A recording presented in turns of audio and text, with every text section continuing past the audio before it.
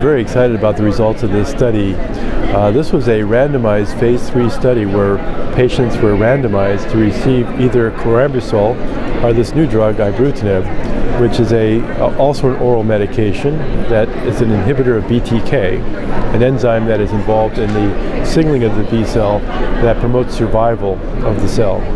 This has been approved for treatment of patients with relapsed disease, and it's also been approved for patients who have deletions in 17p minus. The reason for that is that patients with the deletion have poor responses to chemotherapy-based treatment regimens, and so the FDA just thought, reviewing the data, that it would be actually acceptable to approve it for frontline use. So Ibrutinib to this point has been used as second therapy after chemoimmunotherapy or chemotherapy.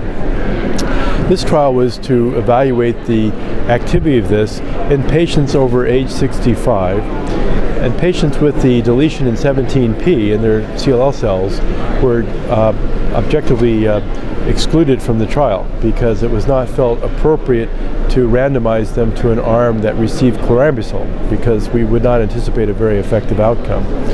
So patients without 17p minus leukemia were actually entered into the study. They're randomized to receive oral Chlorambucil or versus the Ibrutinib, and I think both regimens were generally well tolerated.